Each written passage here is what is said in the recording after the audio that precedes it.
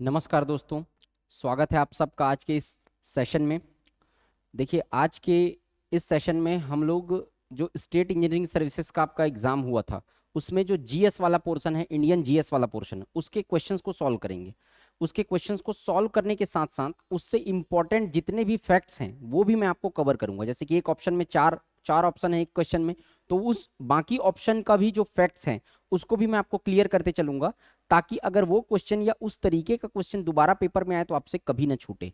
ठीक। दूसरी चीज, आप एक पैटर्न को एक फॉलो करते चलेंगे, पैटर्न को समझने का कोशिश करेंगे कि जैसे कि जिस पैटर्न से सवाल पूछ रहा है करेंटली पीएससी, अभी 2-3 पेपर का जो अभी पेपर लिया है पीएससी, उसको आप देखिए।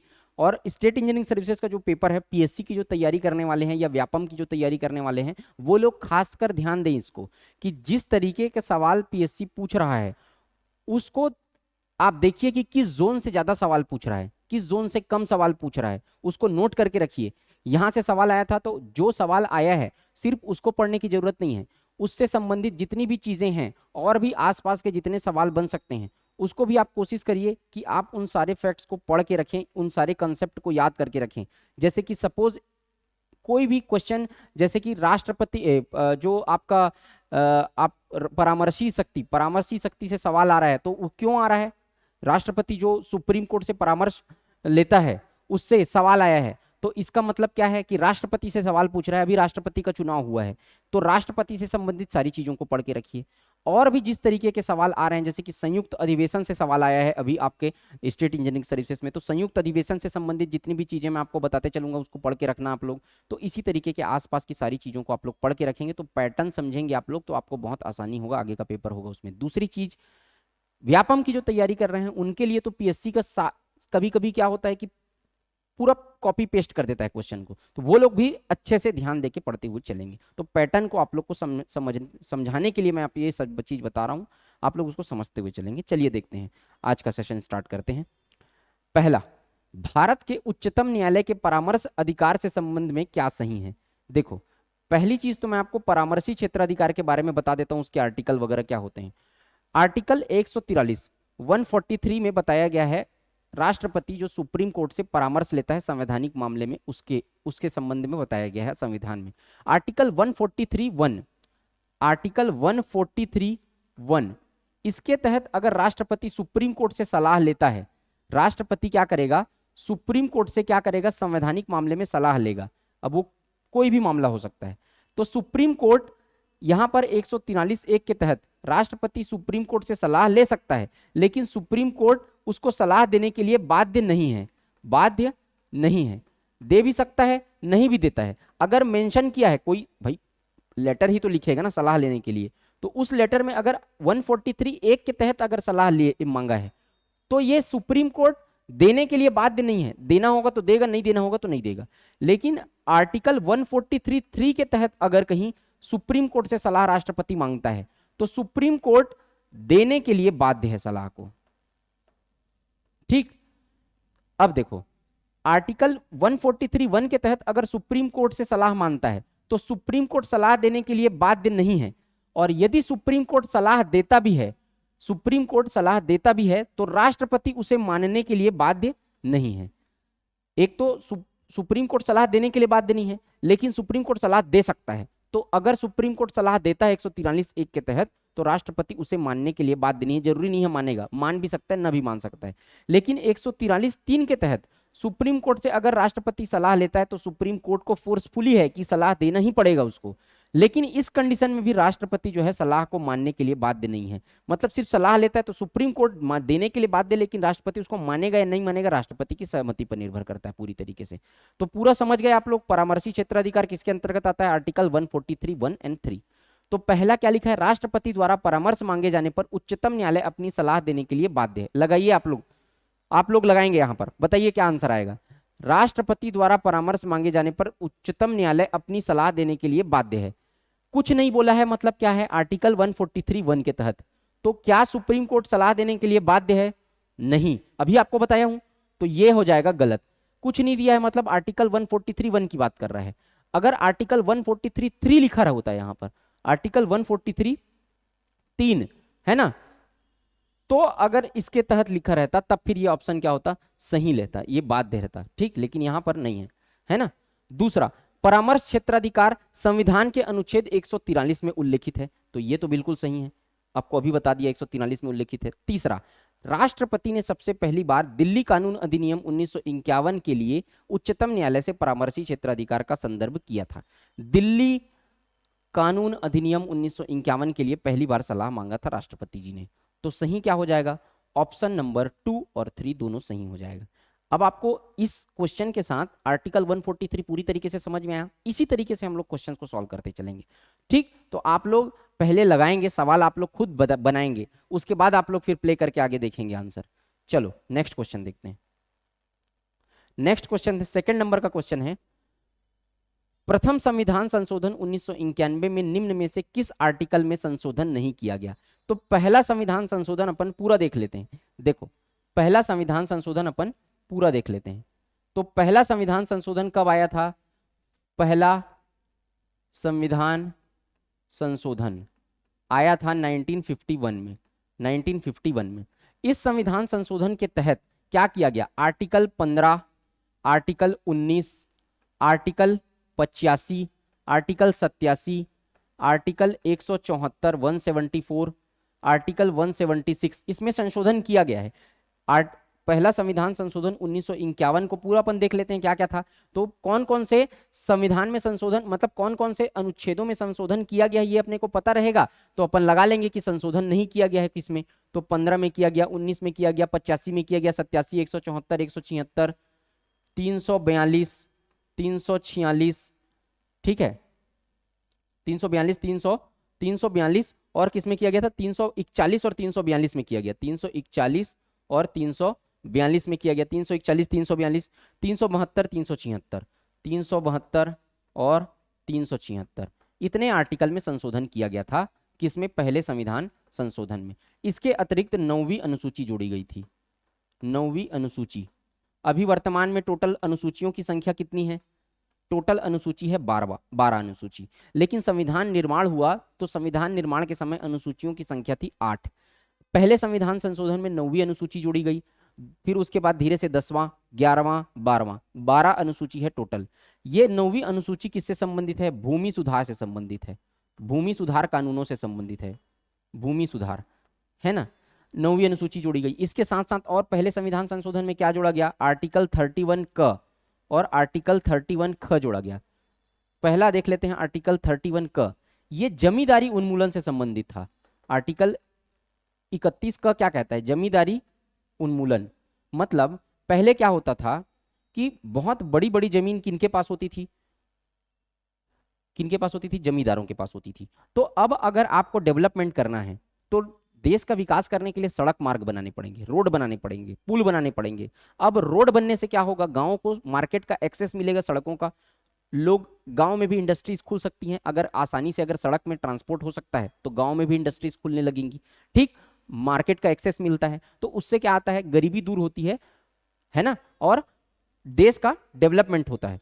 अमेरिका के एक प्रेसिडेंट हैं, अमेरिका के प्रेसिडेंट के ऑफिस में लिखा था, अमेरिका जो डेवलप है वो उसके सड़कों के कारण डेवलप है, ठीक है, तो याद रखना इसको।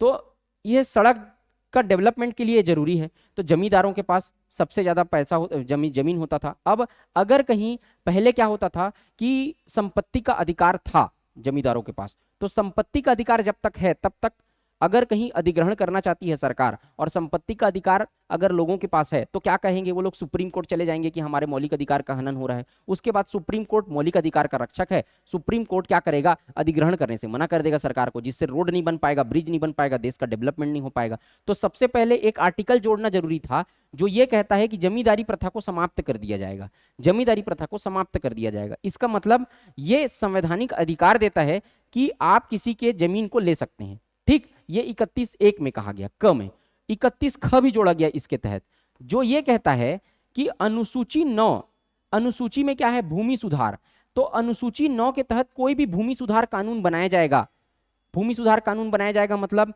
अबर अधिग्रहण कर सकते हैं, ऐसा कानून बना दिया गया भूमि सुधार के तहत। तो भूमि सुधार से संबंधित जो भी कानून बनाए जाएंगे, अगर वो कानून मौलिक अधिकार का हनन करते हैं तब उसके खिलाफ लोग, पब्लिक जो है वो सुप्रीम कोर्ट नहीं जा सकते। ये कह दिया गया 31 ख में साफ साफ बोल दिया गया कि 9वीं अनुसूची के तहत अगर केंद्र सरकार कोई भी अगर संवैधानिक सुधार करती है, भूमि सुधार, कोई भी कानून लाती है, और अगर ये कानून आपके मौलिक अधिकारों का हनन कर रहा है, तब आप सुप्रीम कोर्ट नहीं जा सकते। अगर ये जोड़ दिया गया 31 ख में, इसका मतलब सीधा सीधा है कि अधिग्रहण करने का अधिकार प्राप्त हो गया, सुप्रीम कोर्ट आप जा ही नहीं सकते। तो ये देश के डेवलपमेंट के लिए था, एक्चुअल में ये अच्छी चीज थी, खराब चीज नहीं थी ये। ठीक, तो 31 क और 31 ख भी जोड़ा गया, और संविधान 19(1)(f) से स्थानांतरित कर दिया गया संपत्ति के अधिकार को, ये भी याद रखना। तो अब बताओ यहां पर कौन से आर्टिकल में संशोधन नहीं किया गया। आर्टिकल 15 क्या है, आर्टिकल 14 क्या है, विधि के समक्ष समता और विधियों के समान संरक्षण, मतलब कानून की नजर में सब बराबर है, आर्टिकल 14। आर्टिकल 15 क्या है, धर्म, जाति, स्थान, मूल वंश के आधार और मूल वंश और जन्म स्थान, धर्म, जाति, मूल वंश और जन्म स्थान, 5 आधार, धर्म, जाति, मूल वंश और जन्म स्थान, इसके आधार पर किसी से डिस्क्रिमिनेशन नहीं किया जाएगा, विभेद नहीं किया जाएगा, आर्टिकल 15 कहता है। आर्टिकल 16 क्या कहता है, लोक नियोजन में अवसर की समानता, सरकारी नौकरियों में अवसर की समानता। आर्टिकल 17 क्या कहता है, अस्पृश्यता का अंत, छुआछूत की भावना का अंत। आर्टिकल 18 क्या कहता है, आर्टिकल 18 कहता है उपाधियों का अंत। उपाधियां मतलब कैसी, उपाधियां मतलब कुलीन या वंशानुगत, वंश के आधार पर, जैसे कि राजा की उपाधि मिली है और किसी की उपाधि मिली तो उसको अंत करता है, न कि पद्मश्री, पद्म विभूषण, पद्म भूषण, ये सब उपाधि कुलीन या वंशानुगत उपाधि नहीं है, ये तो सरकार के द्वारा दी जाती है, तो इनका अंत नहीं करता 18 किनका अंत करता है, कुलीन उपाधियां जो वंश के आधार पर आपको उपाधि दी गई है उसका अंत करता है। आर्टिकल 19 तो सबको पता है, अभिव्यक्ति की स्वतंत्रता है। और आर्टिकल 31 तो आपको पता बता दिया क्या क्या है, आर्टिकल 31 का ख। तो इसमें किसमें संशोधन नहीं किया गया बोलेगा, तो आर्टिकल 18 है ना जिसमें संशोधन नहीं किया गया, आर्टिकल 15 में किया गया, आर्टिकल 19 में किया गया, और आर्टिकल 31 में भी संशोधन किया गया। तो दिख रहा है आपको क्या क्या संशोधन किया गया, क्या क्या जोड़े गए पहले संविधान संशोधन से। आर्टिकल 18 उपाधियों का अंत है, उसमें कोई संशोधन नहीं किया गया, तो इसका आंसर आ जाएगा ऑप्शन नंबर बी। ठीक, तो आपको पूरा डाउट क्लियर हुआ इसमें कौन कौन से अनुच्छेद हैं, क्या क्या प्रथम संविधान संशोधन है, सारी चीजें आपकी क्लियर हो गई होंगी अब। तो इससे संबंधित कुछ भी चीज पूछे तो आप बना सकते हैं, तो इसका आंसर आ जाएगा बी। चलो नेक्स्ट क्वेश्चन देखते हैं। नेक्स्ट क्वेश्चन है हमारा तीसरा नंबर का क्वेश्चन, दादर एवं नागर हवेली को किस संविधान संशोधन के तहत संघीय राज्य का दर्जा दिया गया था। ऑप्शन नंबर ए 10वां संविधान संशोधन, 11वां संविधान संशोधन, 12वां या 14वां। लगाइए अपने से क्वेश्चन को। देखो मैं आपको बता देता हूं यहां पर 10वां संविधान संशोधन थ्रू, पहले तो आपको बता देते हैं 10वां संविधान संशोधन से अब इसका आंसर ही वही आ जाएगा, दादर एवं नागर हवेली, दादर एवं नागर हवेली को दर्जा दिया गया 10वां संविधान संशोधन, दादर एवं नागर हवेली।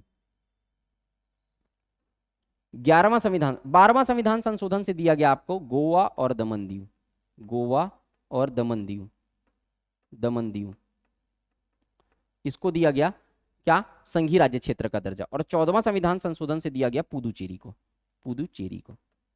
ठीक, तो इसका आंसर क्या आ जाएगा, 10वां संविधान संशोधन 1961। अभी वर्तमान में केंद्र शासित प्रदेशों की संख्या, केंद्र शासित प्रदेशों की संख्या कितनी है, 8। 8 क्यों 8 है, क्योंकि पहले कितने थे, पहले जम्मू कश्मीर अधिनियम आने से पहले केंद्र शासित प्रदेशों की संख्या 7 थी। जम्मू कश्मीर अधिनियम जो एक्ट पारित हुआ, धारा 370 खत्म हुआ, तो 2 और केंद्र शासित प्रदेश बनाए गए, एक जम्मू कश्मीर और दूसरा लद्दाख, ये दोनों केंद्र शासित प्रदेश हैं। लेकिन जम्मू कश्मीर की अपनी विधानसभा है, लद्दाख की अपनी विधानसभा नहीं है, तो 2 बढ़ के कितना हो गया, 7 और 2 9 हो गया, 9 हो गया।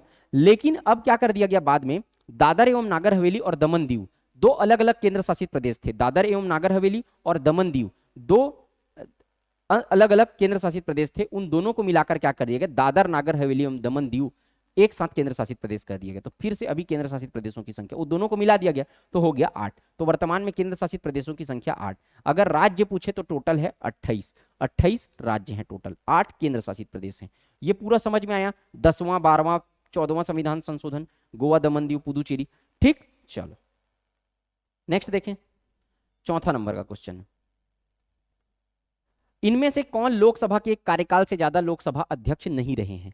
तो इसके बारे में अपन पूरा देख लेते हैं, लोकसभा के कार्यकाल, एक कार्यकाल से ज्यादा के अध्यक्ष नहीं रहे हैं। अब देखते हैं अपन, देखो देखो हुकुम सिंह, हुकुम सिंह जो थे वो 16वीं लोकसभा के अध्यक्ष बने थे, 16वीं लोकसभा के अध्यक्ष, यूपी के, है ना, यूपी के करैना, यूपी के करैना क्षेत्र से ये लोकसभा मेंबर ऑफ पार्लियामेंट बने थे और ये 16वीं लोकसभा के अध्यक्ष चुने गए थे केवल एक कार्यकाल के लिए। कौन? हुकुम सिंह। ठीक। बी बलराम जांखड़, बलराम जांखड़ जो थे वो सीहोर क्षेत्र से लड़ते थे, इन्होंने सीहोर क्षेत्र से मेंबर ऑफ पार्लियामेंट थे, सीहोर क्षेत्र से एमपी थे, मेंबर ऑफ पार्लियामेंट थे। और ये किसके? मध्य प्रदेश, मध्य प्रदेश के राज्यपाल भी थे, ये मध्य प्रदेश के राज्यपाल भी रहे थे।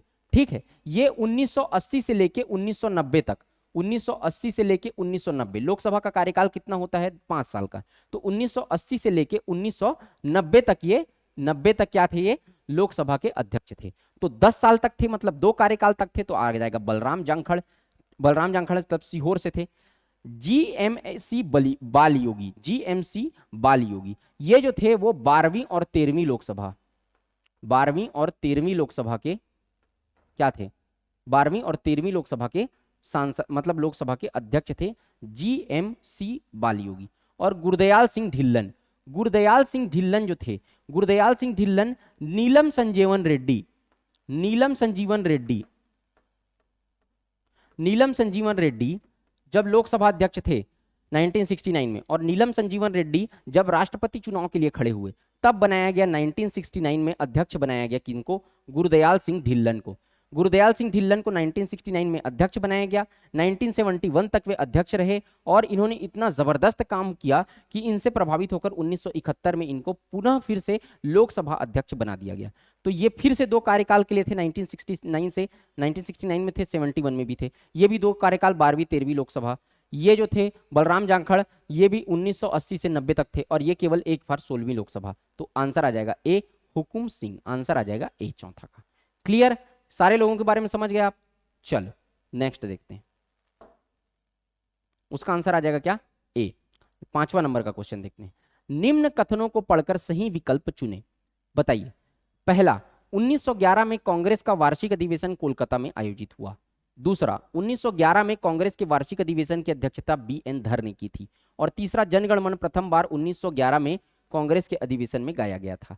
बताइए इसमें आंसर क्या हो जाएगा? देखो, पहली चीज तो मैं आपको बता देता हूं कि 1911 में कलकत्ता के अधिवेशन में पहली बार जनगण मन को गाया गया था।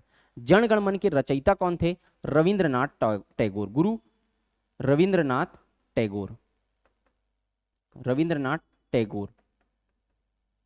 इसको तत्वबोधिनी में सर्वप्रथम, तत्वबोधिनी में प्रकाशित किया गया था। जनगण मन को पहली बार तत्वबोधिनी में प्रकाशित किया गया था। इसका गायन समय है 52 सेकेंड, मतलब अगर आप विस्तृत रूप में गा रहे हैं, संक्षिप्त रूप में इसको गाना है 20 सेकंड में गाते हैं इसको। ठीक। जनगण मन जो हमारा राष्ट्रगान है उसको। तो 1911 में कांग्रेस का जो अधिवेशन हुआ था, कलकत्ता में आयोजित हुआ था, उसी में इसको पहली बार रविंद्रनाथ टैगोर ने गाया था। दूसरा, 1911 में कांग्रेस के वार्षिक अधिवेशन की अध्यक्षता बी.एन. धर ने की थी। ये बिल्कुल सही ऑप्शन है। ठीक। तो ये सही, ये सही। और जनगण मन पहली बार 1911 के कांग्रेस के वार्षिक अधिवेशन में गाया गया था, तो ये भी सही है। तो आंसर आ जाएगा इसका 1, 2 और 3। 1, 2 और 3 तीनों ही आंसर इसमें सही आ जाएंगे, तीनों ही इसमें सही रहेंगे। अब इसके अतिरिक्त क्या है, एक और देख लेते हैं, वंदे मातरम जो राष्ट्रगीत है। राष्ट्रगीत क्या है? वंदे मातरम। वंदे मातरम जो था उसको लिखा था बंकिम चंद्र चटर्जी ने, बंकिम चंद्र चटर्जी ने।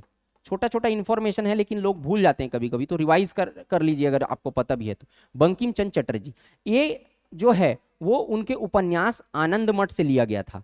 ये वंदे मातरम जो था उपन्यास आनंद मठ से लिया गया था, आनंद मठ से लिया गया था। अब ये आनंद मठ किस विद्रोह पर आधारित है?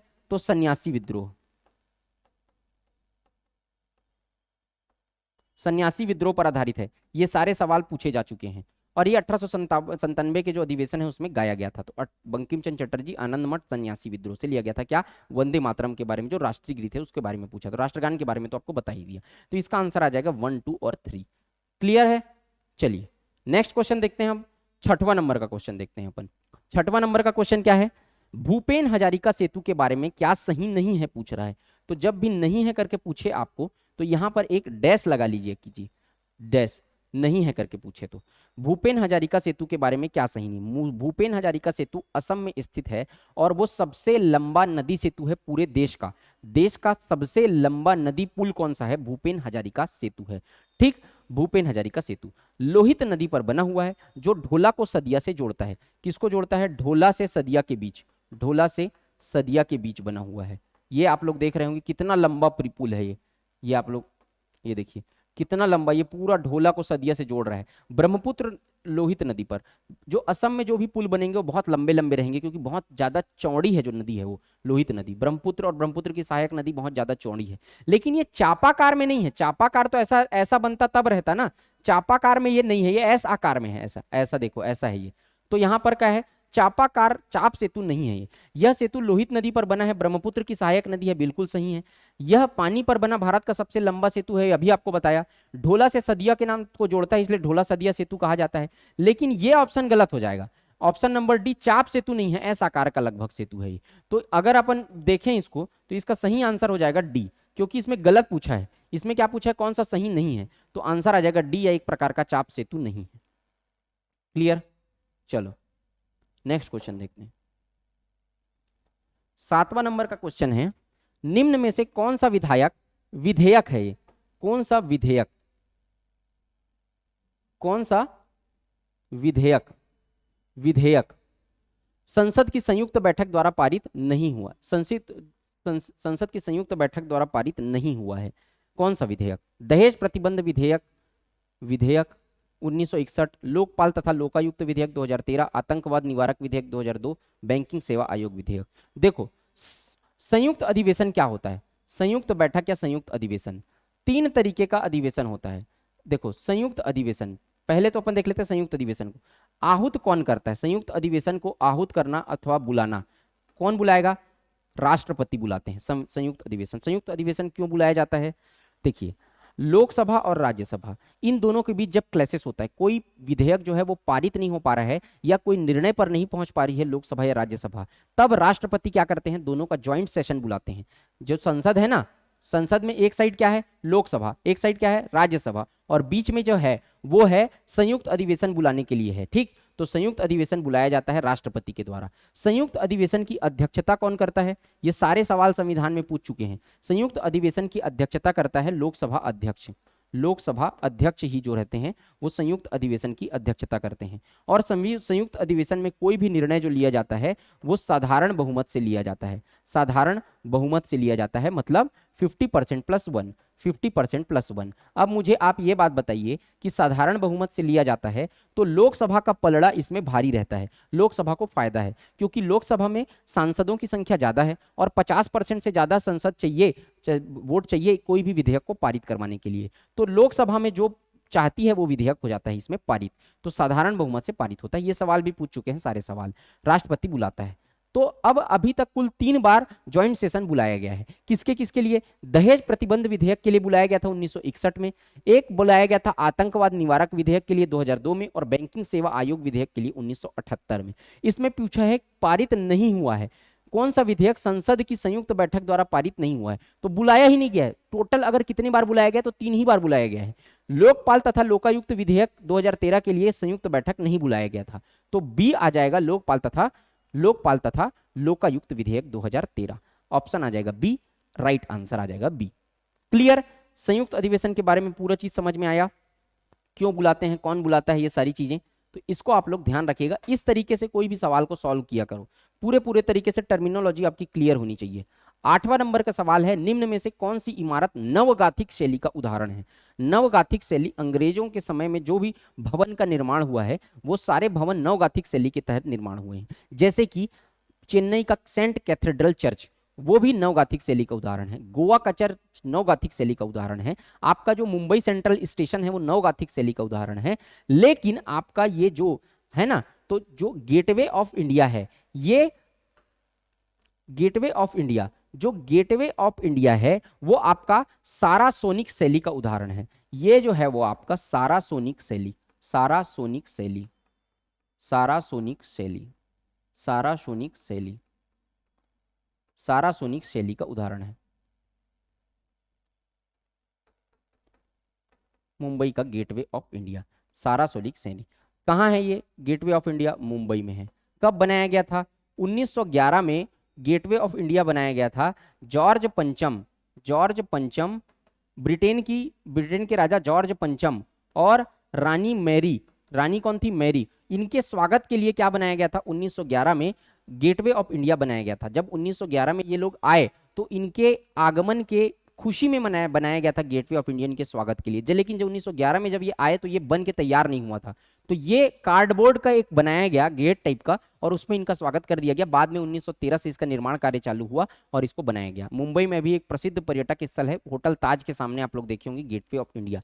इंडिया गेट अलग चीज है, इंडिया गेट दिल्ली में है, राजपथ में। इंडिया गेट अलग है, गेटवे ऑफ इंडिया अलग है, इसमें कंफ्यूजन हो जाते हैं। तो ये सारासोनिक शैली में बना हुआ है, इसलिए सारासोनिक नवगाथिक शैली का उदाहरण नहीं है गेटवे ऑफ इंडिया डी। बाकी सब जो है वो नवगाथिक शैली में ही बना हुआ है। ठीक, तो ये ध्यान रखिएगा आप लोग। चलो नेक्स्ट क्वेश्चन देखते हैं, 9वां नंबर का क्वेश्चन। बताइए इसको, निम्न में से किस राज्य में लोकसभा के लिए अनुसूचित जनजाति के लिए सीटें आरक्षित हैं? अनुसूचित जनजाति के लिए सीटें आरक्षित हैं। देखो, अनुसूचित जनजाति के लिए अगर सीटें आरक्षित है, कौन सी? केरल, नागालैंड, मणिपुर, सिक्किम, है ना। केरल, नागालैंड, मणिपुर, सिक्किम। केरल, नागालैंड और सिक्किम तीनों जगह अनुसूचित जनजाति के लिए सीटें आरक्षित हैं। केवल मणिपुर एक ऐसा है जहां पर अनुसूचित जनजाति के लिए सीटें आरक्षित नहीं है। ठीक, अब आपको मैं बता देता हूं कि अनुसूचित जनजाति के लिए सीटें आरक्षित कहां कहां हैं। देखिए,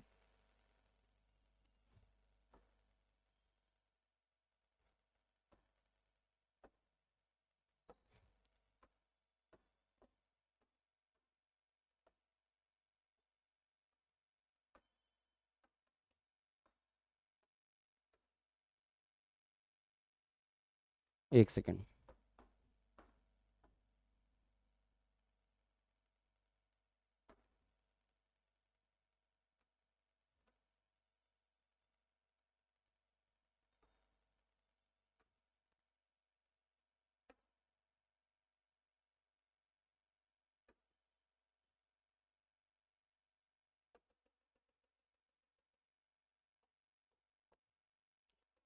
यहाँ पर कुछ चीजें और है जो इंपॉर्टेंट है आपको बताने के लिए।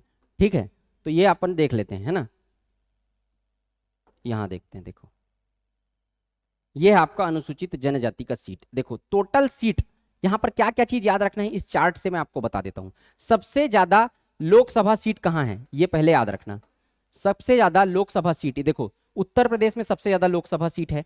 सेकंड नंबर में महाराष्ट्र है, थर्ड नंबर में आंध्र प्रदेश है, चौथा नंबर में पश्चिम बंगाल है। शुरू का 4 याद रखे रहना। ठीक, अब अनुसूचित जनजाति कहां नहीं है, कौन से राज्य में नहीं है, तो आप देखो यहाँ पर आप देखेंगे तो यहाँ पर आपको पता चलेगा। देखो मणिपुर, मणिपुर में अनुसूचित जनजाति की सीट है, एक सीट अनुसूचित जनजाति की कहाँ है? मणिपुर में। ये चार्ट आप लोग को दिख रहा है, मणिपुर में अनुसूचित जनजाति की एक सीट है ना, मणिपुर में। अब यहाँ पर देखो नागालैंड में, नागालैंड में सीट नहीं है, नागालैंड में सीट नहीं है। मिजोरम में एक सीट है, मिजोरम में एक सीट है, और सिक्किम में सीट नहीं है। तो यहाँ पर क्या पूछा है आपको, यहाँ पर क्या पूछा है, कहाँ अनुसूचित जनजाति के लिए सीटें आरक्षित हैं? केरल, नागालैंड, मणिपुर, सिक्किम कहां आरक्षित हैं? नागालैंड में नहीं है, कहां आरक्षित है पूछा है? मणिपुर में। देखो मणिपुर में एक सीट आरक्षित है। केरल में, केरल में यहां पर देखेंगे केरल में आरक्षित नहीं है। सिक्किम में आरक्षित नहीं है। तो कहां आरक्षित है? मणिपुर में आरक्षित है, एक सीट आरक्षित है मणिपुर में। तो आंसर क्या आ जाएगा? मणिपुर में आरक्षित है। ठीक है, यहां पर आपको एक तो पहला याद रखना जो लोकसभा सीट बताया हूं, और दूसरा चीज याद रखना है आपको कि यहां पर टोटल लोकसभा सीट कितनी है? ये 543, जिसमें से आप अगर देखें अनुसूचित जनजाति 47, अनुसूचित जाति SC 84, अनुसूचित जनजाति की 47, और ये टोटल जनरल हो जाएगा। याद रखना लोकसभा में टोटल सीट इतना अलॉटेड है ना। उसके बाद 412 सामान्य, 84 SC और ST की 47 सीट है। ठीक, SC ST की 47 सीट है। ये तीनों भी आप लोग को याद रखना है, कोई भी सब पेपर में पूछ देगा। और उसके बाद याद रखना सबसे ज्यादा लोकसभा सीट कहाँ है, सबसे ज्यादा राज्यसभा सीट कहाँ है, ये तो आपको याद ही रखना है। ठीक, तो इसका आंसर क्या आ जाएगा? सी, मणिपुर। यहां पर एक भी अनुसूचित जनजाति के लिए सीटें आरक्षित हैं, मतलब मणिपुर में हैं, बाकी केरल, नागालैंड, सिक्किम में नहीं है। ये आपको चार्ट से भी मैं दिखा भी दिया। चलो नेक्स्ट क्वेश्चन देखते हैं। निम्न का सही क्रम मिलान कीजिए। शाहजहां, हुमायूं, अकबर, औरंगजेब। देखो यहां पर देखो, शाहजहां ने क्या बनवाया था, इसके बारे में पहले देखेंगे, और क्या क्या बनवाया था सारी चीजें बता दूंगा। पहले ये ऑप्शन देखते हैं हम लोग। शाहजहां, शाहजहां शाहजहां का आएगा आगरा में मोती मस्जिद, ये वाला आ जाएगा। हुमायूं ने क्या बनवाया था? हुमायूं ने जमाली मस्जिद बनवाया था, जो दिल्ली में है, जो कहाँ है? दिल्ली में है ना। और आपका अकबर, अकबर ने जहांगीर का महल बनवाया था, जो फतेहपुर सीकरी में है, जहांगीर का महल बनवाया था। औरंगजेब ने दिल्ली में मोती मस्जिद बनवाया था। औरंगजेब ने क्या बनवाया था? दिल्ली में मोती मस्जिद बनवाया था। अब अपन देख लेते हैं शाहजहां ने और क्या क्या बनवाया था। अब अगर अपन शाहजहां का बात करें, शाहजहां शाहजहां ने क्या क्या बनवाया, तो शाहजहां ने बनवाया आगरा में ताजमहल। आगरा में क्या बनवाया? ताजमहल, ये तो सब जानते हैं। ताजमहल के अतिरिक्त इसने क्या बनवाया? दीवाने आम, दीवाने खास, दीवाने आम, दीवाने आम, है ना। और यही दीवाने खास, मच्छी भवन, मच्छी भवन का निर्माण करवाया था। और इसने क्या बनवाया था? इसने बनवाया था जामा मस्जिद, जामा मस्जिद, नगीना मस्जिद, नगीना मस्जिद, जामा मस्जिद, नगीना मस्जिद, ठीक है, मोती मस्जिद, मोती मस्जिद, मोती मस्जिद भी बनवाया था। इसके अतिरिक्त 3 मस्जिद बनवाया, जामा मस्जिद, नगीना मस्जिद, मोती मस्जिद। 3 ठो महल बनवाया था, हीरा महल, हीरा महल, मोती महल और रंग महल। हीरा महल, मोती महल और रंग महल, हीरा महल, मोती महल और रंग महल। ये सारी चीजें बनवाई थी किसने? शाहजहां ने बनवाई थी। ठीक। और इसके अतिरिक्त मोती मस्जिद, तो मोती मस्जिद क्या बताया आपको? मोती मस्जिद का निर्माण किसने करवाया था? शाहजहां ने करवाया था। हुमायूं, हुमायूं को देख लेते हैं। हुमायूं ने क्या क्या बनवाया? हुमायूं ने बनवाया था, एक तो आपका ये जो बोला जमाली मस्जिद तो बनवाया ही था हुमायूं ने। और हुमायूं ने क्या बनवाया? हुमायूं ने बनवाया दीन पनाह, दीन पनाह भवन, दीन पनाह भवन, दीन पनाह भवन। ये कहाँ है? दिल्ली में, दीन पनाह भवन। और फतेहबाद की मस्जिद, फतेहबाद मस्जिद, फतेहबाद की मस्जिद बनवाई थी। फतेहपुर की मस्जिद, फतेहपुर की मस्जिद, फतेहपुर या फतेहबाद की मस्जिद भी बोलते हैं इसको। तो ये बनवाया था उन्होंने। तो दीन पनाह भवन बनाया था दिल्ली में, और फतेहपुर की मस्जिद बनवाया था। ठीक। ये और अकबर, अकबर तो जहांगीर महल बनवाया। ये इसने भी दीवाने आम, दीवाने खास, ये फतेहपुर सीकरी से इसने शासन किया था। फतेहपुर सीकरी की राजधानी थी, वहां पर दीवाने आम, दीवाने खास बनवाया। उसके अतिरिक्त और भी चीजें बनवाया था। इलाहाबाद का जो इलाहाबाद में किला बनवाया था, आगरा का किला बनवाया था, है ना। तो ये सारी चीजें कौन बनवाया था? अकबर बनवाया था। औरंगजेब, औरंगजेब इसके अतिरिक्त क्या बनवाया था? रबिया उद दौरानी का मकबरा, रबिया उद दौरानी का मकबरा। इसके अतिरिक्त औरंगजेब ने औरंगाबाद में क्या बनवाया था? इसी को कहते हैं बीबी का मकबरा, बीबी का मकबरा, मकबरा। किसने बनवाया था? औरंगजेब ने ही बनवाया था। रबिया उद दौरानी का मकबरा या बीबी का मकबरा औरंगजेब ने बनवाया था। और दिल्ली में क्या बनवाया था? मोती मस्जिद का भी निर्माण करवाया था। अब ये दिल्ली में मोती मस्जिद जो है ना, ये मोती मस्जिद कहाँ है? लाल किला के अंदर है, लाल किला के अंदर है, लाल किला के अंदर है। ठीक। तो इसका आंसर क्या आ जाएगा? अब इसका आंसर क्या है? 10वां, 10वां नंबर, 10वां का आंसर है बी, 10वां का आंसर आ जाएगा बी। लाइट ऑफ हो गया है, 1 सेकेंड।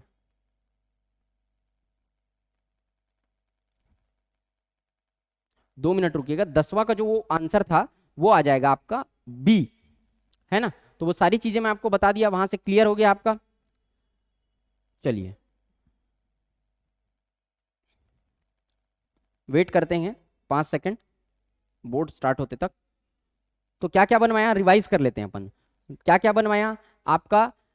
जो औरंगजेब था, है ना, औरंगजेब, औरंगजेब ने क्या बनवाया? रबिया उद दौरानी का मकबरा या बीबी का मकबरा बनवाया। हुमायूं ने दीन पनाह भवन बनाया। दीन पनाह भवन कहाँ? दिल्ली में। और क्या बनवाया? दीन पनाह भवन और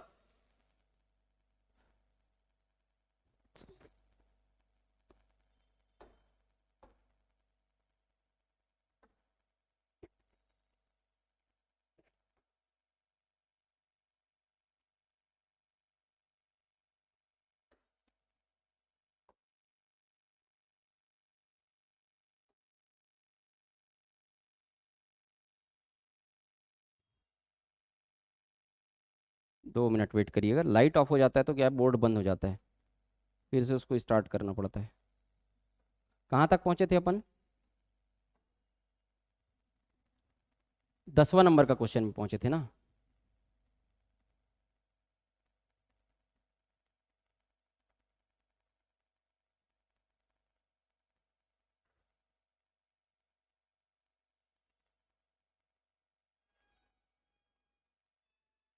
तो ये इसका आंसर क्या आ जाएगा, 10वां नंबर का क्वेश्चन का आंसर आ जाएगा आपका, 10वां का आ जाएगा बी, है ना, 10वां का आ जाएगा बी। ये आपका 1324 आप लगा के देखिएगा, ये वाला आंसर आ जाएगा बी। इसका आंसर क्या आएगा, बी, है ना। चलो नेक्स्ट देखते हैं, इसके बाद का 11वां नंबर का क्वेश्चन देखते हैं। निम्न में से कौन सा स्वायत्त जिला नहीं है? स्वायत्त जिला क्या होता है, सबसे पहले स्वायत्त जिला के बारे में देख लेते हैं अपन। स्वायत्त जिला क्या होता है, देखो स्वायत्त जिला क्या होता है, जो अपने वित्त के लिए, स्वायत्त मतलब फाइनेंशियली क्या होता है, राज्य को जो टैक्स वसूली होता है राज्य को, उसका कुछ हिस्सा केंद्र सरकार को देना पड़ता है, तो बाकी जिलों को। लेकिन स्वायत्त जिला एक ऐसा जिला होता है जिसका जो भी टैक्स वसूली होता है वो पूरा पूरा टैक्स खुद रखता है, केंद्र सरकार को नहीं देता। मतलब फाइनेंशियली क्या होता है, वो इंडिपेंडेंट होता है, उसे कहते हैं स्वायत्त जिला।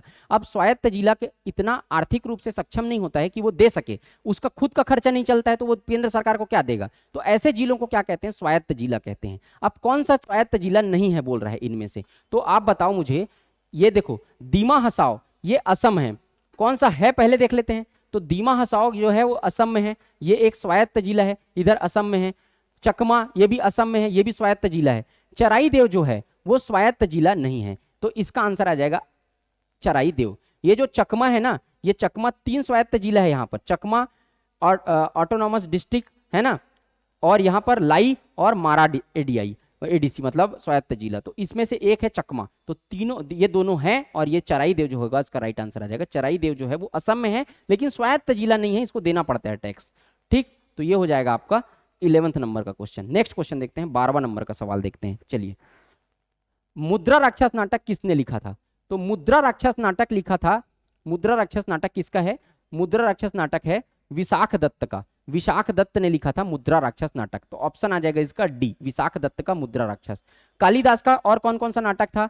कालिदास का रघु, सबसे पहले तो याद रखना, छत्तीसगढ़ में रामगढ़ की पहाड़ी पर बैठकर कालिदास ने क्या लिखा था, मेघदूतम की रचना की थी। किसकी रचना की थी? मेघदूतम की रचना की थी। और मेघदूतम का छत्तीसगढ़ी रूपांतरण मुकुटधर पांडे ने किया है, उसको भी ध्यान रखना। इसके अतिरिक्त इनकी रचना थी रघुवंशियम, रघुवंश, रघुवंशम, कुमार संभवम, कुमार संभवम, कुमार संभवम, कुमार संभवम, ऋतु संहारम, ऋतु संहारम, ऋतु संहारम, ये सब कालिदास की रचना थी। भवभूति की क्या रचना थी? मालती माधव। भवभूति की क्या रचना थी? मालती माधव। भवभूति की रचना मालती माधव। और विशाख दत्त की मुद्रा राक्षस, तो ऑप्शन आ जाएगा डी, विशाख दत्त की मुद्रा राक्षस। बाकी अगर एक बार इसको पूछा है तो इसको भी पूछ सकता है, इसलिए आपको सारी रचनाओं को मैं बता दिया। ठीक, नेक्स्ट देखते हैं 13वां नंबर का सवाल। 13वां नंबर का सवाल क्या कहता है, दर्रे का नाम पूछा है आपको, दर्रे का नाम। 13वां नंबर के सवाल में आपको क्या पूछा है, लगाइए इसको, दर्रे का नाम पूछा है। दिफू दर्रा, दिफू दर्रा जो है वो आपका है अरुणाचल प्रदेश में। दिफू दर्रा कहाँ है? अरुणाचल प्रदेश में। तो क्या आ जाएगा आपको? अरुणाचल प्रदेश, A1 आ जाएगा 4। मुलिंगला दर्रा उत्तराखंड में है, तो क्या आ जाएगा? 2 का 2, उत्तराखंड को तिब्बत से जोड़ता है, अरुणाचल प्रदेश को मांडले से जोड़ता है, मांडले म्यांमार। दिफू दर्रा अरुणाचल प्रदेश में है, मुलिंगला उत्तराखंड को तिब्बत से जोड़ता है, पेंसिला कश्मीर घाटी को कारगिल से जोड़ता है, और बारालाचाला दर्रा जोड़ता है मनाली और लेह को जोड़ता है। ठीक, मनाली और लेह को जोड़ता है। और इसके अतिरिक्त देख लेते हैं अरुणाचल प्रदेश में और कौन कौन से दर्रे हैं। यांगसांग दर्रा, दिफू दर्रा, पांगसांडा दर्रा, अरुणाचल प्रदेश के दर्रा बता रहा हूं, और कागरी करपोल, यांगसांग पांगसांडा। ठीक, इतना याद रखना, यांगसांग, दिफू और पांगसांडा, ये अरुणाचल प्रदेश के दर्रे हैं। उसके बाद अगर आप देखें जम्मू कश्मीर के दर्रे कौन से हैं, तो पीर पंजाल दर्रा, पीर पंजाल, काराकोरम, पीर पंजाल, काराकोरम, बुर्जिला, जोजिला, बुर्जिला, जोजिला।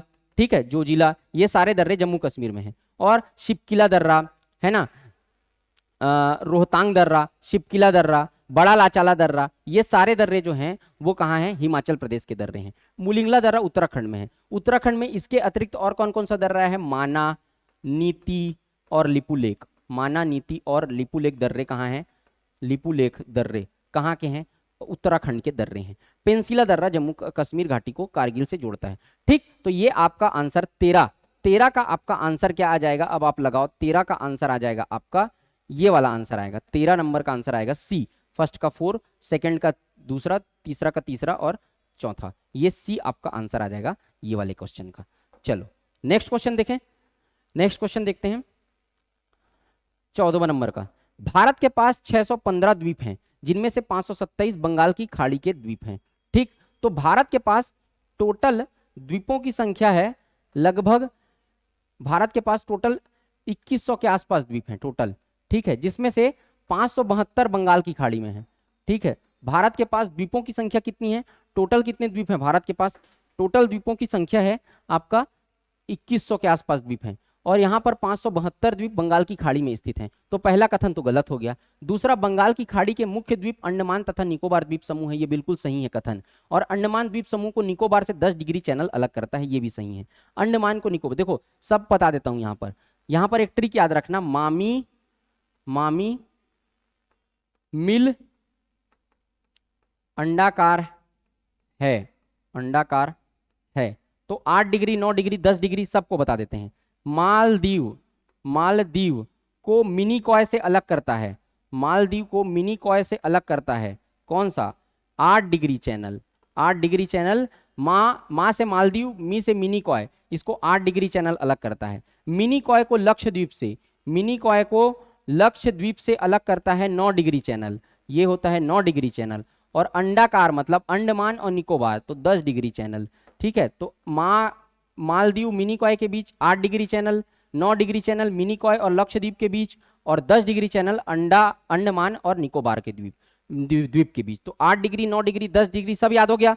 ठीक, तो ये आपका आ जाएगा ऑप्शन नंबर डी। कथन एक गलत है, असत्य है। 2 और 3 दोनों सही हैं, क्योंकि 10 डिग्री चैनल तो अलग करता ही है। तो कथन एक गलत और 2 और 3 सही। तो सारे चैनल याद हो गए, 8 डिग्री, 9 डिग्री, 10 डिग्री, सारे चैनल याद हो गए। ठीक, चलो नेक्स्ट क्वेश्चन देखते हैं 15वां। ओलंपिक 2020 में एथलेटिक्स में मेडल पाने वाले देशों में भारत का स्थान कौन सा था, 28वां, 18वां, 17वां, 38वां।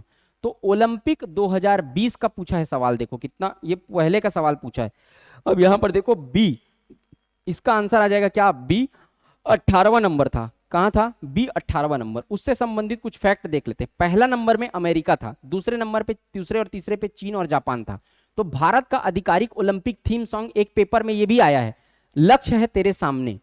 भारत का ओलंपिक चीयर सॉन्ग हिंदुस्तानी वे, जिसको गाया था AR रहमान। तो एक पेपर में, किसी पेपर में आया था कि इसको गाया किसने था, तो गाया है किसने, AR रहमान ने गाया था इसको। क्यों, किसने गाया था, AR रहमान ने गाया था, है ना। टोक्यो ओलंपिक के उद्घाटन समारोह में ध्वज को लेकर कौन गए थे, मैरी कॉम और मनप्रीत सिंह। मैरी कॉम कौन, मुक्केबाज की है, मुक्केबाज है ये, और ये मनप्रीत सिंह हॉकी टीम के कैप्टन है। तो मैरी कॉम और मनप्रीत सिंह उद्घाटन समारोह में ध्वजवाहक थे, जबकि समापन समारोह में बजरंग पुनिया ध्वजवाहक थे, जो कि पहलवान है। टोक्यो ओलंपिक का मुख्य प्रायोजक MPL को बनाया गया है। ठीक है, प्रथम स्थान था अमेरिका का, दूसरा और तीसरा स्थान चीन और जापान का था। भारत का स्थान 18वां था, पहला अमेरिका, दूसरा तीसरा चीन और जापान। भारत का स्थान था 18th, 18वां क्रम। तो इसका आंसर क्या आ जाएगा, समझ गए आप लोग, 18वां क्रम। चलो नेक्स्ट देखते हैं। निम्न में से कौन सी तदर्थ समिति नहीं है। देखो, 2 प्रकार की समिति होती है, एक स्थायी समिति, दूसरा तदर्थ समिति। स्थायी समिति में कौन कौन सा आता है, प्राक्कलन समिति, लोक लेखा समिति, सार्वजनिक उपक्रम समिति। ये प्रमुख समिति है, प्रमुख स्थायी समिति, जिसके बारे में आपको डिटेल भी पढ़ना है। तो सबसे बड़ी समिति कौन सी होती है, सबसे बड़ी स्थायी समिति अगर कहीं पूछे तो वो होता है प्राक्कलन समिति। प्राक्कलन समिति, प्राक्कलन समिति जो होती है उसमें सारे सदस्य लोकसभा के होते हैं। ठीक है, सारे सदस्य लोकसभा के होते हैं, और ये बजट का विश्लेषण करती है। ठीक है, बजट का विश्लेषण करती है। तब ये इनका काम रहता है कि कुछ दिक्कत होगा तो बताता है, सलाह देता है, सलाह को मानने के लिए बात देनी है, सिर्फ सलाह देने का काम करता है। समिति को भेज दिया जाता है एनालिसिस करने के लिए। तो स्थायी समिति में सबसे बड़ी समिति बोलेगा तो प्राक्कलन समिति, और होती है तदर्थ समिति। ये तदर्थ समितियां भी होती हैं। तो इसमें से पूछा है कि तदर्थ समिति कौन सा नहीं है, तदर्थ समिति कौन सा नहीं है। तो तदर्थ समिति में बहुत सारी समितियां आती हैं, सारी समितियों को आपको पढ़ने की जरूरत नहीं है। यहां पे याद रखना कि ये जो लाभ के पद संबंधित संयुक्त समिति है, तदर्थ समिति नहीं है। इन तीनों जो है वो तदर्थ समिति हैं। तो यहां पर ऑप्शन में आंसर क्या आ जाएगा, आंसर आ जाएगा सी, लाभ के पद संबंधित संयुक्त समिति जो है वो तदर्थ समिति नहीं है। आंसर आ जाएगा सी, याद रखना। बाकी समितियों के बारे में याद रखना, 3 समिति के बारे में अच्छे से पढ़ लेना। 3 समिति कौन कौन सी, प्राक्कलन समिति, लोक लेखा समिति, सार्वजनिक उपक्रम समिति। इन तीनों समिति के अध्यक्ष वर्तमान में कौन है ये भी पढ़ लेना। ठीक, लोकसभा के कार्यकाल तक इनका कार्यकाल रहता है 5 साल का, ये भी ध्यान रखना। ठीक है, नेक्स्ट देखें 17वां नंबर का सवाल।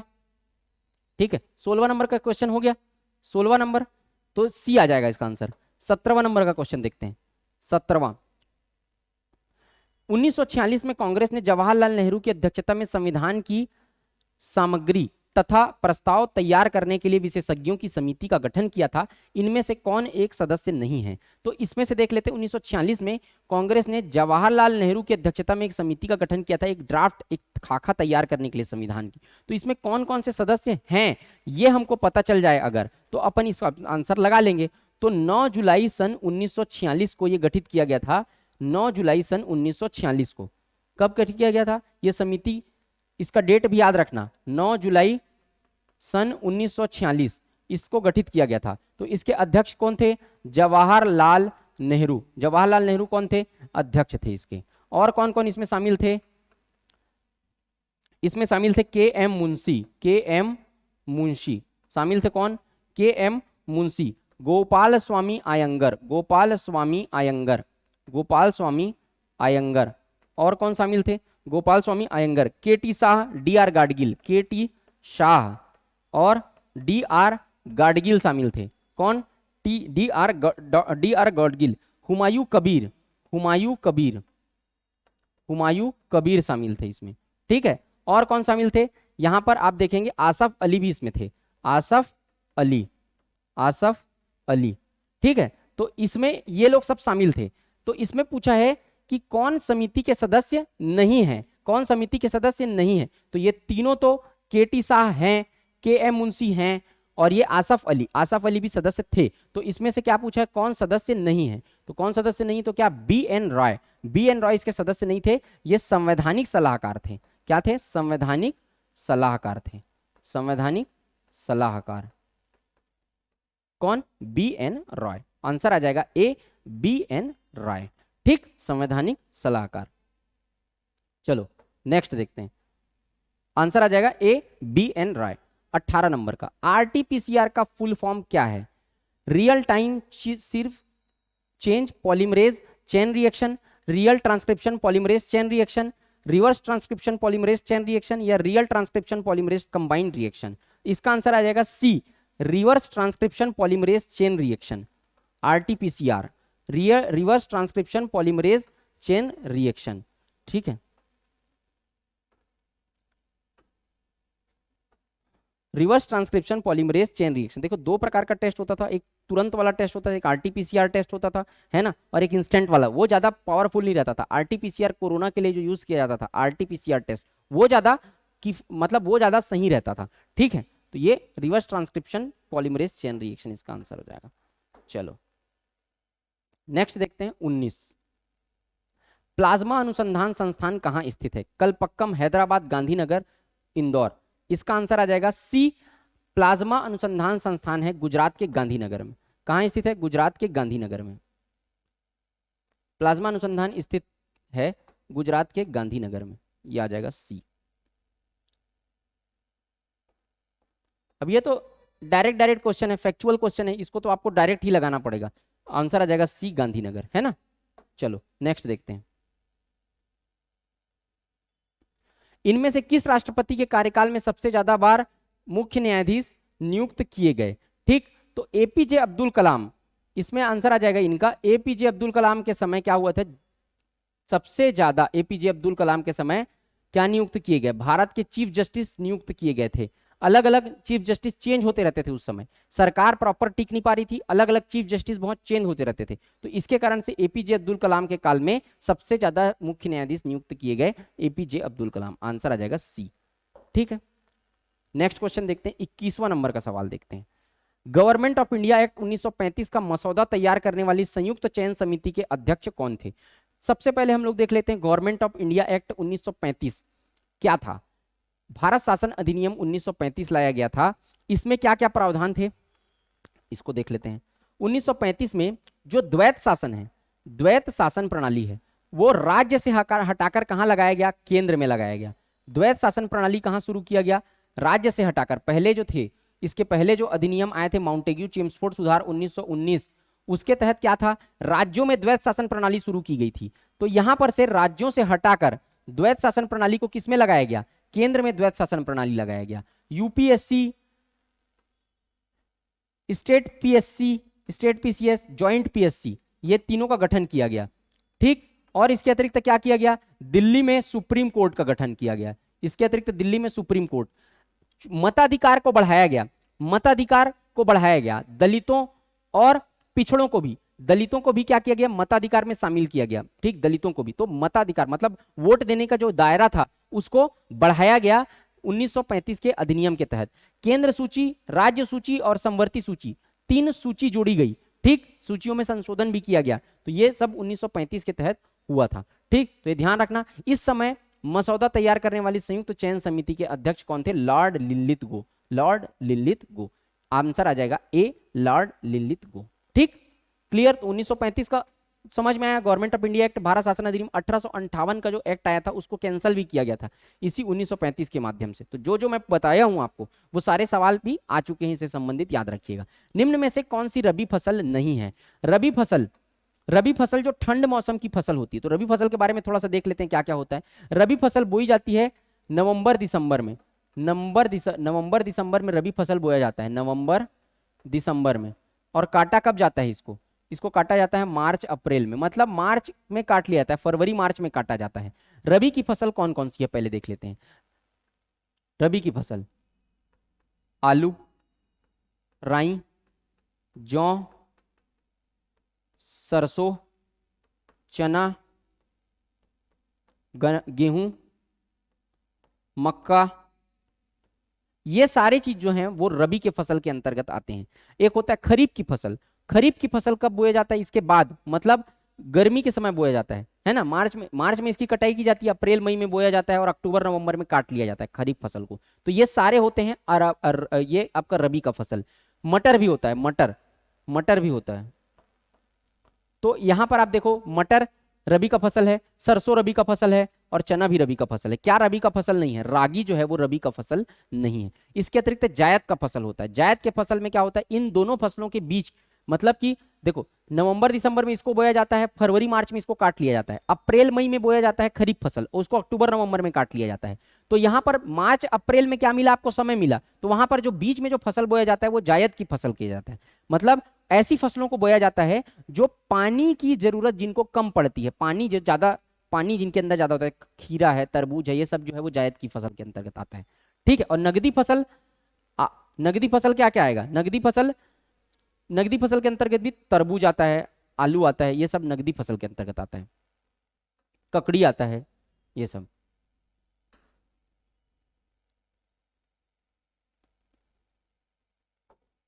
तेईसवां नंबर का सवाल देखते हैं हम। तो इसका आंसर आ जाएगा क्या? बी, रागी। 23वां, निम्न में से एनटीपीसी के कोयला आधारित विद्युत स्टेशन की कमीशन क्षमता सबसे अधिक है? सबसे ज्यादा किसकी कमीशन क्षमता है? तो इसमें से अपन देखते हैं किस किस कमीशन क्षमता सबसे ज्यादा है। तो यहां पर देखो, सीपत छत्तीसगढ़, सबके देख लेते हैं अपन। 2980 megawatt, 2980 megawatt. Solapur Maharashtra, 1320 megawatt, 1320 megawatt.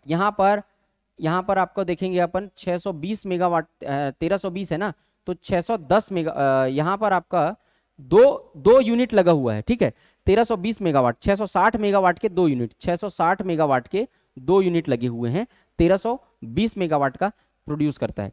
Talcher यहां पर 3000 मेगावाट, 3000 मेगावाट। और ये है आपका 4780 मेगावाट के आसपास, 4700 4760 मेगावाट, 4760 मेगावाट, 4760 मेगावाट। अब बताओ आप खुद कि क्या है सबसे ज्यादा विद्युत स्टेशन की कमीशन क्षमता सबसे ज्यादा है? विंध्याचल मध्य प्रदेश 4760 मेगावाट, इसकी कमीशन क्षमता सबसे ज्यादा है। देश में सबसे बड़ा विद्युत स्टेशन, कोयला आधारित विद्युत स्टेशन, देश का सबसे बड़ा कोयला आधारित विद्युत स्टेशन है विंध्याचल विद्युत स्टेशन, जो मध्य प्रदेश में स्थित है। देश का कोयला आधारित सबसे बड़ा स्टेशन है विंध्याचल कोयला स्टेशन, 4760 मेगावाट इसकी कमीशन क्षमता है। ठीक, बाकी का कम कम है, बाकी का भी याद रख लेना। चलो नेक्स्ट क्वेश्चन देखते हैं, 24वां नंबर का सवाल देखते हैं। इनमें से किसे जगत गुरु बादशाह की उपाधि मिली है? जगत गुरु बादशाह की उपाधि इनमें से किसको मिली है? तो जगत गुरु बादशाह की उपाधि मिली है, बीजापुर सल्तनत के हैं ये लोग। ये क्रम से क्या है, बीजापुर सल्तनत के ये लोग शासन करता है, बीजापुर सल्तनत के। तो इब्राहिम आदिल शाह द्वितीय, इनको मिली थी बहादुर की उपाधि, जगत गुरु बहादुर की उपाधि मिली थी। इब्राहिम आदिल शाह द्वितीय जो थे वो हिंदू मुस्लिम एकता का परिचायक थे, मतलब हिंदू मुस्लिम एकता को इन्होंने बल दिया था एक करने में। और मुसलमानों में भी शिया और सुन्नी दो प्रकार के अलग अलग मुसलमान गुटों में बटे हुए हैं, इनको भी एक करने में इनकी महत्वपूर्ण भूमिका निभाई थी। बीजापुर सल्तनत के ये शासक थे इब्राहिम आदिल शाह। तो ये 1956 से 1627 के बीच रहे हैं। 1556 से कब रहे हैं? 1627 के बीच इनका शासनकाल था। बाकी अली आदिल शाह है, 1558 से इनका शासनकाल रहा है 79 तक। यूसुफ आदिल शाह 1450 से 1510, 1450 से 1510, ये सब बीजापुर सल्तनत के। और इब्राहिम आदिल शाह वन रहे हैं 1534 से लेके 1557 तक, 1557 तक। ठीक, तो इसके सबसे फेमस जो थे वो कौन थे? इब्राहिम आदिल शाह भी थे, क्योंकि इन्होंने हिंदू मुस्लिम एक करने में महत्वपूर्ण भूमिका निभाई, एकता को बल दिया इन्होंने। और शिया सुन्नी मुसलमान जो थे उनको भी ये लोग उनकी एकता पर भी इन्होंने बल दिया था। ठीक है, अब नेक्स्ट क्वेश्चन देखते हैं, 25वां नंबर का क्वेश्चन देखते हैं हम लोग। ऑस्ट्रेलियन ओपन 2021 के संबंध में क्या सही है? मेंस सिंगल का खिताब नोवाक जोकोविच ने जीता। मिक्स डबल जीतने वाली जोड़ी एक खिलाड़ी राजीव राम थे। ठीक, और तीसरा है मिक्स डबल में रनर अप टीम ऑस्ट्रेलिया रही थी। ये तीनों ही ऑप्शन सही हैं। मिक्स डबल में रनर अप टीम ऑस्ट्रेलिया ही रही थी। ये कब हुआ था? ये हुआ था आपका 2021 में संपन्न हुआ था। कहां हुआ था? मेलबर्न में हुआ था, मेलबर्न ऑस्ट्रेलिया। मेलबर्न ऑस्ट्रेलिया में हुआ था क्या? मेलबर्न ऑस्ट्रेलिया में हुआ था आपका ऑस्ट्रेलियन ओपन 2021, मेलबर्न ऑस्ट्रेलिया में ये हुआ था। 109वां क्रम का था, 8 से 21 फरवरी। ये 8 से 21 फरवरी 2021 को हुआ था मेलबर्न ऑस्ट्रेलिया में। और ये 109वां क्रम का ऑस्ट्रेलियन ओपन था, ये भी याद रखना। ऑस्ट्रेलियन ओपन था ये 109वां क्रम का। ठीक है, ऑस्ट्रेलियन ओपन था 109वां क्रम का, 8 से 21 फरवरी 2021 में मेलबर्न ऑस्ट्रेलिया में ये संपन्न हुआ था। मेन सिंगल का खिताब नोवाक जोकोविच ने जीता था। मिक्स डबल्स में जीतने वाली जोड़ी एक खिलाड़ी राजीव राम थे, और मिक्स डबल रनर अप में ऑस्ट्रेलिया की थी। तो इसका आंसर आ जाएगा ए। इसका आंसर क्या आ जाएगा? इसको मिटा देते हैं, ए। 1, 2 और 3 तीनों सही है। ठीक है, तो आज हम लोगों ने 25 सवाल को देखा है, आधे हम लोग का पेपर कंप्लीट हो गया है। ठीक है, अब हम लोग ये एक पार्ट एक था, एक और 25 क्वेश्चन जो है, मतलब और जो बाकी क्वेश्चन जो बचे हुए हैं वो सारे क्वेश्चंस को हम लोग, ये सेकंड पार्ट जब इसका आएगा तो हम लोग कवर कर लेंगे। ये 25 क्वेश्चन जो है अच्छे से आप लोग तैयार करके रखिए, आगे के पेपर्स में आप लोग को काम आएगा। इसका पैटर्न को समझिए कि कहाँ कहाँ से सवाल पूछ रहा है। ठीक, तो मुझे उम्मीद है कि आपको आज का वीडियो जो है वो अच्छा लगा होगा, मेरा प्रयास आप सबको पसंद आया होगा। मैं आप सबको बहुत ज़्यादा से ज़्यादा कंटेंट डिलीवर करने की कोशिश कर रहा हूँ।